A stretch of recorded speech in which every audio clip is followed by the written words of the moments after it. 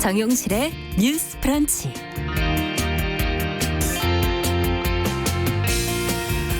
안녕하십니까, 정용실입니다. 월요일 출근길 혹시 몸보다 마음이 무거웠던 분들은 계시지 않는지요. 오늘 상사에게 또 어떤 심한 말을 들을까, 오늘은 동료들하고 잘 지낼 수 있을까, 여러 가지 걱정이 되는 분들 말입니다. 자, 이런 고민은 본인의 능력이나 성격보다도 타인의 괴롭힘이 원인이 되는 경우가 많은데요. 이 괴롭힘의 양상이 심해지고 사회 문제가 되면서 직장 내 괴롭힘 방지법, 이것이 작년 이맘때부터 시행이 됐습니다. 근데 아직도 이 법의 존재 자체를 모르는 회사들이 적지 않다고 하는데요. 법을 만드는 것도 중요하지만은 이걸 적극적으로 알리고 또 이행 여부를 점검하는 일이 이에 못지않게 중요해 보입니다.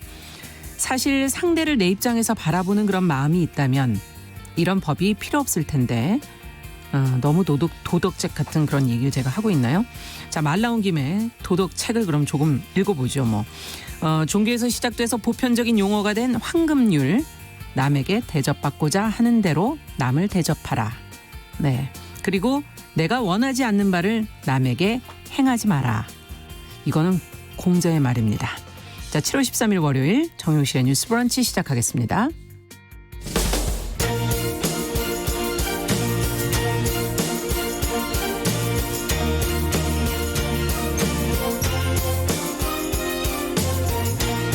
여성의 감수성으로 세상을 봅니다. KBS 1라디오 정용실의 뉴스 브런치. 여러분의 의견을 기다립니다. 문자는 샵 9730으로 보내주세요. 짧은 문자 50원, 긴 문자 100원이 부과됩니다.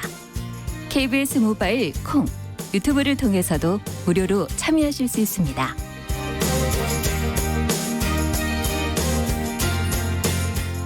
네, 정용실의 뉴스 브런치는 항상 여러분들과 함께 프로그램 만들어가고 있습니다. 오늘도 많은 분들이 들어와 주셨네요. 오영찬님, 1425번님, 여상영님, 남계숙님, 테슬라님 이렇게 들어오셨고요. 유튜브로도 많은 분들 오셨네요. 네, 지금 약간 소리가 좀 안 나왔다. 이제 잘 나오고 있죠? 예, 저희가 안에서 또 신경을 쓰도록 하겠습니다. 감사합니다. 자, 비가 오는 날인데 오늘도 뉴스픽으로 시작을 하겠습니다. 더 공감 여성정치연구소의 송문희 박사님, 안녕하세요. 네, 안녕하세요. 네, 전혜연 사평론가 안녕하십니까? 네, 안녕하세요. 자, 오늘 박원순 서울시장 연결식이 오전 지금 온라인으로 지금 진행이 됐죠? 그렇습니다. 고 네. 박원순 서울시장의 발인이 엄숙한 분위기에서 진행이 됐고요. 서울대병원 장례식장을 떠난 운구차가 서울시청에 도착해서 서울시청 다목적 홀에서 연결식이 오전 8시 30분부터 진행됐습니다. 현장에는 유족과 민주당 지도부, 시도지사를 포함해서 100명의 제한된 인원만 참석한 것으로 전해졌는데요. 박 시장의 시신은 서울 추모공원에서 화장된 뒤 고향인 경남 창녕으로 옮겨 매장이 될 것으로 알려지고 있습니다. 그러나 박 시장이 떠났지만 우리 사회가 아직 풀지 못한 과제가 조금은 남아있다.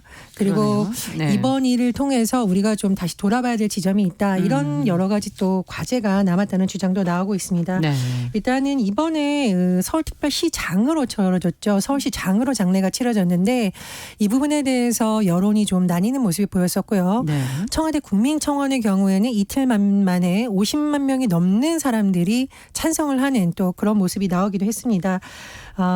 지금 박원순 시장의 사망의 원인이나 이런 거에 대해서는 추정하기가 어려운 상황입니다. 또 수사도 지금 진행되기 어려운 상황이라서 말씀드리기 조금 어려운데 어쨌든 지금 50만 명 이상이 여기에 동의했다는 것은 이번 일에 대해서 국민들이 어떻게 바라보고 있는지를 보여주는 또 다른 민심이다. 그렇죠. 또 이런 해석이 나오고 있고요. 자, 두 번째의 경우에는 조문을 둘러싸고 정치인들 사이에서 논쟁이 됐었습니다. 우리나라의 조문 정치라는 말이 있어요. 네. 여야 진보 보수 상관없이 어떤 상을 치를 때는 다 같이 조문을 하거나 위로하는 것이 일반적인 관례인데 이번 사건 같은 경우에는 일단은 여권과 좀 뜻을 같이 한다는 정의당 내부에서조차 반대 의견이 나왔었죠. 그렇죠. 지금 장혜영 의원과 류호정 의원, 젊은 네. 여성 의원들이 박 시장의 죽음을 애도하고 유족들에게 좀 위로의 뜻을 전하지만 조문은 가지 않겠다는 뜻을 밝혔죠. 왜냐하면 지금 어쨌든 고소장을 접수한 피해 호소인이 있기 때문에 그런 사람들의 입장도 헤아려야 된다라는 취지의 발언을 한 것으로 보입니다. 정의당 심상정 전 대표 같은 경우에는 물론 이제 방문을 했습니다. 네. 그러나 2차 가해에 대해서 멈춰야 된다라는 발언을 또 하기도 했었죠. 마지막 남은 부분 이제 진상 규명인데 사실 지난번에도 한번 전해드렸습니다. 지금 공소권 없음으로 수사가 사실상 종결된 부분인데 일각에서는 이것이 법적인 문제와는 별개로 사회적 정의 차원에서 규명이 돼야 되는 것이 아니냐 또 이런 주장도 나오고 있고요. 지금 여성단체에서 네. 피해를 호소한 여성과 함께 연대하겠다라는 또 성명이 나오기도 했습니다. 예. 한국 여성단체 연합에서 지금 이 고소를 한 어떤 피해를 호소한 이와 함께 용기를 응원하고 함께하겠다 이런 입장을 밝혔고요. 한국 성폭력 3당소의 경우에도 지금 서울특별시장 장내에 뭐 좀 비판적인 의견을 밝히면서 피해를 호소한 사람에 대한 보호 대책의 필요성 이런 것을 밝혔습니다. 또한 한국 여성의 전화, 한국 여성 민우회도 유사한 입장을 밝히기도 했습니다. 네. 어쨌든 지금 뭐 정계와 국민이 장래와 조문에 대한 입장들이 조금씩 다른데 이에 대한 생각, 뭐 진상 규명에 대한 의견 두 분은 어떻게 갖고 계십니까?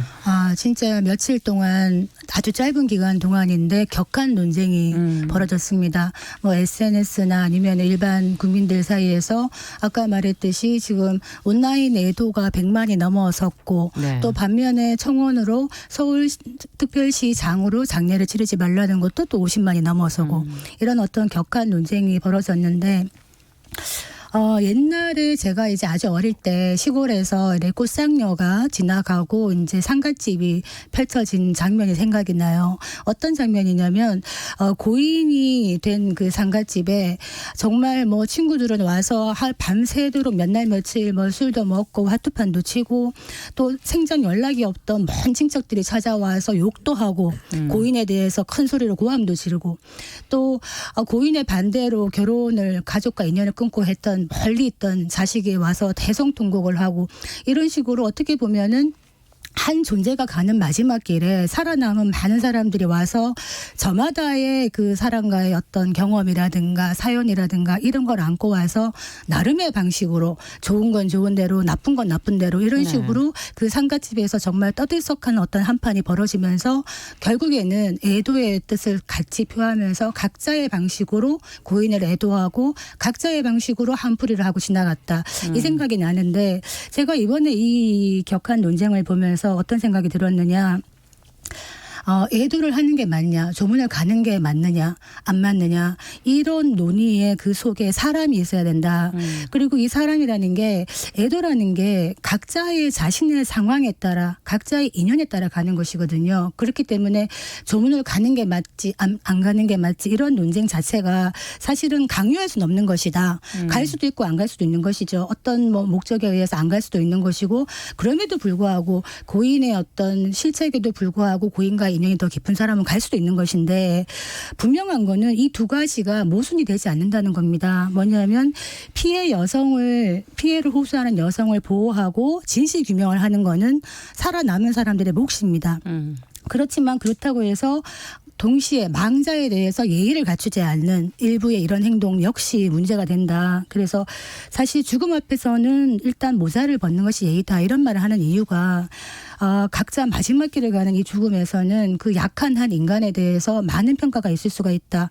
지금 고인이 된 박 시장 같은 경우에 한평생 어쨌든 헌신하고 노력했던 이런 어떤 일들, 성과들 이런 것이 한 번에 매도될 수도 없는 것이고 그렇다고 해서 마지막 가는 길에 성추행 의혹으로 고소당하고 간 이 부분에 대해서 죽음으로 그냥 묻히서는 안 된 것이다. 이것이 또 살아남은 사람들의 풀어야 될 숙제가 아닌가 이런 생각이 들고 세상을 와서 좋은 씨앗도 남겼지만 남아있는 사람들에게 아픈 씨앗도 남기고 갔다 이런 생각이 듭니다. 네, 어쨌든 나름의 방식이 가능하다. 갈등으로만 볼 건 아니다라는 얘기신 것 같아요. 전 평론가께서는 어떻게 보세요?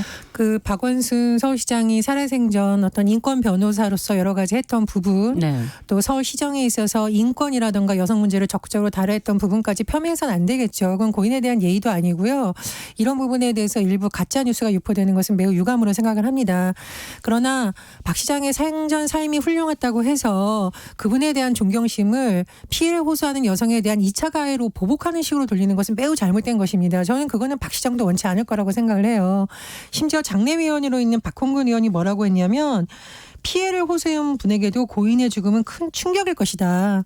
그분께도 고통스러운 시간이 이어지라고 있으라고 하면서 고인과 유가족에게 상처를 주지 말 것을 당부하면서 동시에 피해 호소인에게도 상처를 주지 말 것을 자제해 달라고 부탁을 했어요.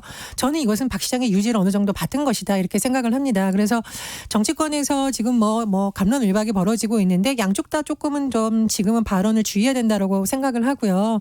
그리고 50만 명의 청원이라는 것은 이것은 여야나 특정 정치인의 문제라기보다는 왜 이렇게 많은 국민들이 이 사건에 대해서 기존과 다를 정도로 이렇게 격하게 반응하는지는 정치인들이 좀 돌아봐야 된다고 네. 생각을 합니다. 이것은 특정 정당에 대한 뭐 비판, 특정인에 대한 비난 이렇게 볼 것이 아니라 사실 그동안 많은 국민들은 피해를 호소하는 사람의 입장보다는 우리 사회에서 그렇죠. 인지도가 높고 사회적으로 많은 일을 했던 사람들의 편에서 서서 어떤 결론이 나기도 전에 이미 여론 재판을 끝내는 경우가 있었습니다. 네. 그리고 그 대상이 누구든 간에 피해를 호소하는 여성들의 목소리가 묻히거나 아예 그 사회에서 매장이 돼서 다른 지역으로 이사를 간다거나 이런 불황한 역사가 계속됐거든요. 네.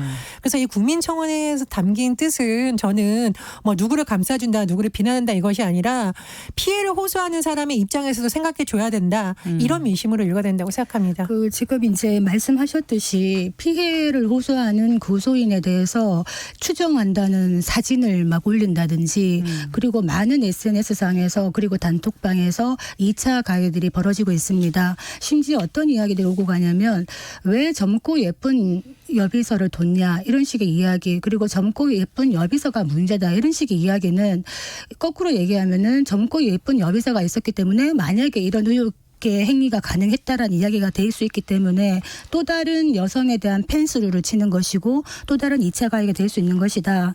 그래서 한국 여성단체 연합에서도 어떤 말을 했냐면 사회에서 피해자의 말하기를 가로막는 것 갖는다면은 진보는 불가능하다. 피해자에 대한 왜곡이나 비난을 삼가하라고 했는데 과연 이게 이제 피해자인지 피해 호소인인지 진실 규명이 돼야 되겠죠. 그래서 이 부분에 대해서는 박 시장은 떠났지만은 앞으로 만약에 이 의혹의 사실을 밝혀서 권력에 의해서 어떤 저질러지는 많은 부분의 성범죄가 있다면은 어떻게 우리 사회가 대처할 것이고 이것을 막고 재발 방지를 할 것인가에 대해서 조금 더 폭넓은 어떤 성숙된 공론의 장이 만들어져야 되는 게 아닌가 이런 생각이 듭니다. 그 저는 이제 정치인들도 그렇고 일부 뭐 이제 유튜브 하시는 분들 네. 또 뭐 논평을 하시는 분들이 이 사안에 대해서 조금 신중해야 된다라고 생각을 합니다. 왜냐하면 고인이 된 사람이 지금 반론을 제기할 수가 없는 상황이죠. 네. 그래서 어떤 추측성 보도나 이런 것은 굉장히 사실은 그 유가족들에게 피해가 갈 수가 있어요. 그래서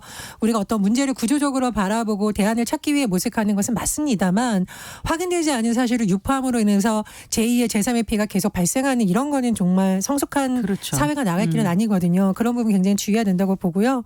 또 제가 뭐 특정 정당이나 정치인 이름을 얘기하지 않겠습니다. 왜냐하면 심지어 일각에서는 이것이 노이즈 마케팅이라는 말도 나오고 있기 때문에 그러나 확인되지 않은 사실을 정쟁에 지금 이 상황에서 도구로 삼는다던가 또는 마치 피해를 호소한 사람이 거짓말을 한다는 식으로 말하는 것도 굉장히 문제가 있다. 이것은 특히 국회의원이라면 최소한의 성인지 감수성을 가져야 되고 이런 발언을 한 의원들을 보면 정말 뭐 아무 생각이 없는 게 아니냐라는 비판 여론이 쏟아지고 그렇죠. 있습니다. 그래서 정치인들도 이 문제를 대할 때 인권과 정말 우리가 이런 문제를 다시 겪지 않으려면 무엇을 해내냐를 고민해야 되지 상대 정당을 공격하는 소재로 삼는 것에 있어서는 굉장히 주의해야 된다 이렇게 생각을 합니다. 그 미래통합당의 배현진 원내대변인이 페이스북으로 이제 아버지의 장례를 위해서 들어온 그 박주신 아들의 병력 의혹을 또 얘기하면서 재검받고 재판 출석해라 이렇게 또 얘기를 올렸는데 사실 이 부분에 대해서 뭐 의혹이 끝났다 아니다 얘기는 있습니다만은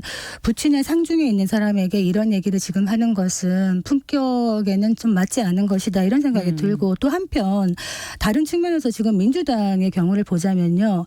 민주당의 여성 운동을 오래 했던 출신들의 여성 의원들이 많습니다. 그런데 이분들이 박 시장에 대한 추모와 애도는 하면서도 피해 호소인에 대한 어떤 보호나 지원에 대한 이야기는 공식적으로 하고 있지 않다.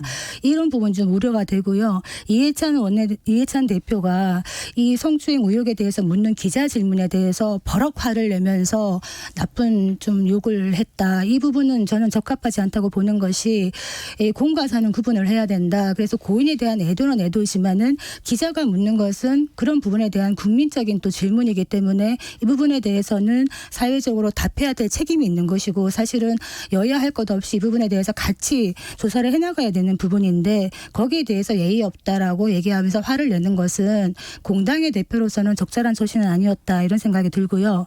더불어민주당에서 플랜카드를 걸었어요. 님의 뜻을 기억하겠습니다. 네. 이거는 제가 볼 때는 조금 문제가 있을 수도 있다. 이를테면은 고인을 애도하는 건 좋습니다만 여기서 말하는 님의 뜻이라는 게 또 다른 2차 가해로 받아들여지는 사람들이 있기 때문에 이 님의 뜻이라는 게 뭐냐. 박 시장 많은 일을 하셨고 시민운동 많이 하셨고 정말 많은 헌신을 하셨는데 박 시장의 뜻은 아마 평생 살아오면서 강자의 위력에 약자가 희생당하지 않는 그게 바로 뜻이 아니었을까 생각이 들고 박 시장이 원했든 원하지 않았든 그의 죽음으로 인해서 이런 부분에 대한 다시 한번 생각을 할 수 있는 기회를 만들어줬다 이런 생각이 듭니다. 저는 통합당 의원들 48명이 2차 가해에 대한 우려의 목소리를 낸 예. 것은 필요할 수 있는 부분이라고 생각을 합니다. 그런데 이제 제가 정치권에 대해서 정쟁적으로 이것을 이용하지 말라고 계속 얘기하는 것은 예. 사실 피해를 호소한 고소인이 어떤 것을 원하는지 우리는 알 수가 없어요. 지금 입장을 정확하게 밝히거나 변호인을 통해서 나온 부분이 아니기 때문에 그러니까 본인의 의지와 상관없이 이 일이 너무 커져서 다시는 일상으로 못 돌아가는 거 아닐까라는 두려움을 주면 안 됩니다. 그리고 당연히 보호해야 되고 진상규명의 필요성이 제기되고 있지만 정치권이 오히려 이런 일을 특정 시기에만 막 의지화했다가 나중에는 피해인을 몰라 하는 경우가 발생할 수도 있다라는 거죠. 그래서 이것을 당 차원의 문제로 보는 것이 아니라 이 당 저 당 차원의 문제에 보는 것이 아니라 이 문제야말로 뭐 여성 의원들을 중심으로 할 수도 있는 거고요. 또는 뭐 일부 이런 문제에 대해서 전문가 집단이 모일 수도 있는 거여서 머리를 좀 맞대야 된다라고 생각을 합니다. 그리고 저는 이런 어떤 사건이라든가 이런 것을 현장에서 봤을 때 가장 마음 아팠던 것이 가짜 뉴스가 너무 많이 유포된다는 거예요. 그렇죠. 그 가짜 뉴스를 유포하는 데는 일부 언론의 책임이 있어요. 왜냐하면 굉장히 자극적인 소재이기 네. 때문에 트래픽 수라고 하죠. 언론을 누르는 횟수가 많아집니다. 공유도 많이 돼요. 이랬대 저랬대. 그러니까 피해자의 인권은 그냥 무시되는 거고 피해자가 또 나서지도 못하는 특수성이 있다라는 거죠. 그래서 지금 한국여기자협회나 이런 곳에서 언론의 성인지 감수성 중요성을 계속 얘기를 하는데 언론도 이런 부분에 대해서는 좀 더 성숙한 보도 자세가 필요하다고 봅니다. 지금 말씀해 주신 그 여기자협회가 관련된 입장을 어떻게 지금 냈는지도 좀 저희가 얘기를 해봤으면 좋겠는데요. 예, 여기자협회에서는 일단 박원순 서울시장의 명복을 빌었습니다. 그리고 또 고인이 뭐 훌륭한 일을 한 부분에 대해서는 예를 들어 인권 변호사로서 인권 향상에 기여한 부분에 대해서는 평가를 했죠. 하지만 안타깝지만 피해를 호소하는 이 호소인의 보호가 우선이다라는 입장을 냈습니다. 예를 들면 법체계에서 공소권 없음을 결정했지만 진상을 규명해야 될 사회적 책임을 면제한 것은 아니다라고 강조했고요. 특히 무차별적 2차 가해에 노출된 상황에 깊은 우려를 표한다라고 말했습니다. 네. 그리고 제가 지금 다시 말씀드렸는데 언론이 이번 사건을 보도하면서 성인지 감수성을 거듭 점검해야 된다라고 했는데 저는 뭐 다 중요한데요. 어쨌든 언론인들이 낸 성명이니까요. 성인지 감수성이 정말 떨어지는 집단 중에 하나가 죄송합니다만 저도 이제 취재기자 출신이지만 언론이 정말 반성해야 된다는 얘기 정말 많이 나옵니다. 지금 고인에 대해서건 피해 호소인에 대해서건 확인되지 않은 사실은 사실 기사로 쓰면 안 됩니다. 이건 굉장히 민감한 부분이기 때문에. 그런데 지금 일부 언론에 같은 경우에 보면은 이런 의혹도 제기된다라는 미명하에 너무 많은 기사를 생산하는 곳이 있어요. 이런 부분은 정말 다시 한번 돌아봐야 된다고 생각을 하고요. 시민들이 그런 언론에 대해서도 막 비판하는 글을 올리고 있더라고요. 네.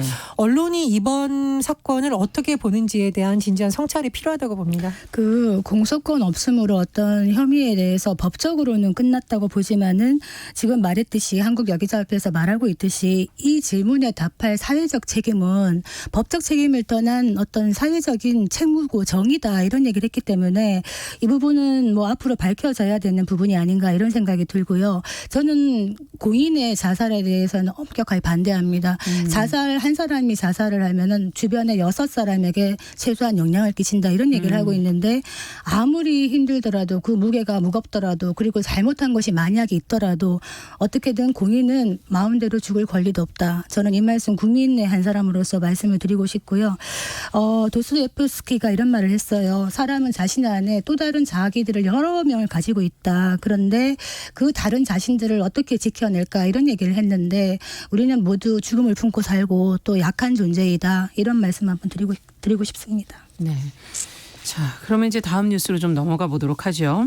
마지막으로 공적 마스크 제도가 이제 어제부로 폐지가 됐는데 전보다는 좀 이제는 사는 것은 좀 편하게 된 것 같지만 또 혹시 매점매석하는 상인들이 다시 나타나게 되는 건 아닐까 하는 우려도 한켠에서 나오고 있거든요. 어떻게 지금 상황을 보시는지 송 박사님께서 먼저 관련 내용을 좀 정리해 주시고 얘기를 나눠볼까요? 네, 진짜 코로나19 사태로 마스크 품귀 현상이 있었죠. 예. 그래서 마스크를 구할 수가 없고 이런 상황이 오니까 정부에서 공적 마스크 제도를 시행을 했었습니다. 네. 그런데 이것이 317일 만에 어제 12일 날로 폐지가 됩니다. 그래서 공적 마스크 제도가 폐지되었기 때문에 이제는 소비자들이 이제 마음껏 마스크를 자유롭게 살 수가 있죠. 지금은 공적 마스크가 1,500원이죠. 네. 이 가격이 아마 시장의 기능에 따라서 올라갈 수도 있고 내려갈 수도 있다. 그런데 식약처에서 보기로는 당분간은 뭐 올라갈 수도 있지만은 장기적으로는 이제 물량이 많이 공급되기 때문에 좀 내려가지 않겠나 이런 얘기를 하고 있거든요. 예. 공적 마스크에 대한 추억이라고 얘기할까요? 지금 얼마 안 됐습니다. 일주일에 이제 연도별로 해가지고 홀짝홀짝 해가지고 오부제로 했었죠. 그래서 그렇죠. 딱 2장씩밖에 안 됐고 이거 줄 엄청 길게 서기도 했었고 이랬는데 지금은 이제 지난달부터는 오부제도 폐지가 됐었고 10장까지 살 수 있게 되었다가 공급이 많이 되니까 이제 폐지가 된 것이죠. 근데 문제는 뭐냐면 지금 이 코로나19 사태가 언제까지 지속될 것인지를 알 수가 없는 거죠. 그래서 만약에 이게 계속 지속이 된다 그리고 겨울이 온다 이랬을 때 마스크를 과연 우리가 예전처럼 또 구하기가 어려운 게 아닌가라는 만약에 불신이 있다면은 지금부터 또 마스크를 사재기를 할 수도 있는 것이고 또 이 마스크가 돈이 된다 이래가지고 많은 사람들이 지금 뛰어들고 있어요. 그렇다면 매점 매석이 이루어질 수도 있다. 이런 부분에 대해서 정부가 면밀히 들여다보고 조치를 취해야 된다. 이 말씀 드리겠습니다. 네.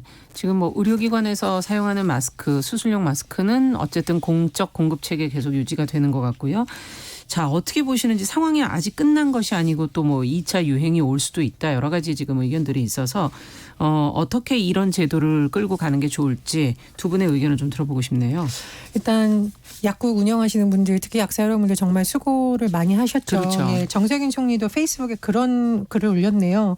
137일간이었는데 약국이 정말 고마운 존재였다고 하고 이후에 이제 시민들이 마스크 사러 갔다가 못 사면 애꿎은 약사분들 탓을 하는 경우가 많았잖아요. 네. 이제 우리 방송으로도 많이 나왔는데요. 뭐 고함을 지르는 분들도 있고 항의하는 분들도 있는데 그래서 정세균 초기에 또 총리가 특히 그랬죠. 예, 네. 페이스북 보면은 개업 전에 청심환을 먹는 약사들이 있었다고 하네요. 왜냐하면 본인 잘못이 아니지만 어쨌든 마스크 못 사가지고 항의하는 시민들하고 싸울 수는 없고 속수무책으로 당했던 거죠. 그래서 약사 여러분 정말 수고했다는 말씀을 드리고요. 사실 마스크 공급이 나중에는 좀 원활해졌지만 처음엔 진통이 많았습니다. 우리 그럼요. 프로그램에서 많이 짚었는데요. 네. 정부에서 이번 일을 계기로 좀 체계적인 매뉴얼을 만들어서 초기 단계부터 공적 마스크 제도 도입했을 때 왜 우리 신분증으로 중복 구매 네. 판매한다던가 이런 시스템을 좀 체계화해서 뭐 이런 감염병 상태 없으면 가장 좋겠지만 그렇죠. 만에 하나 이런 상황이 대비가 또 왔을 경우에는 이런 혼선이 겪지 않도록 탄탄한 어떤 매뉴얼을 만들어두는 것도 필요하다고 국민들의 생각합니다. 의견을 들어서 또 이런 제도를 만들 수 있지 않았습니까? 네. 제가 아까 혹시 317일로 얘기한 건 아니죠. 네. 지금 공적 마스크 지금 137일. 말했듯이 137일간 했습니다. 네. 그런데 이제 문제는 뭐냐면 초기에 지금 우리가 코로나19에 대해서 정부의 대처가 참 잘 되었다 이런 평이 주류인데요. 저도 공감을 하는데 약간 아쉬운 점이 있다면 초기에 마스크가 품귀 현상이 나타나지 않게 사실은 조금 더 일찍 해외 수출이라든가 이런 거를 조금 막았다면은 이런 게 좀 연기가 되지 않았겠나 이런 생각이 들어서 지금도 이제 K 방역 성공적에 대한 얘기를 하면서 해외에서 다른 나라도 아닌 한국의 마스크에 대한 수요가 굉장히 높다 그래요. 그렇다면 만약에 계속적으로 전 세계적으로 코로나가 지속이 되면은 한국에서 생산한 마스크가 또 무분별하게 해외로 다 나가버리면은 막상 국내에 있는 국민들이 쓰기가 힘들 수 있기 때문에 이 부분은 조금 미리미리 계획을 세워야 된다 싶고 지금 아까 매점 매석에 대해서 뭐 2년 이하의 징역이나 5천만 원 이하 벌금 얘기를 하지만 이 마스크 사업으로 얻는 이익이 더 많다면은 이걸 피할 수가 없어요. 그렇기 때문에 이 부분에 대해서도 조금 더 면밀하게 봐야 됩니다. 네. 자, 오늘 말씀은 여기까지 듣도록 하겠습니다. 두 분 말씀 잘 들었습니다. 감사합니다. 감사합니다. 네, 뉴스픽 전혜연 평론가 더공감 여성정치연구소 송문희 박사와 함께했습니다. 자, 정용실의 뉴스 브런치 듣고 계신 지금 시각 10시 30분 향해 가고 있고요. 라디오 정보센터 뉴스 듣고 오겠습니다.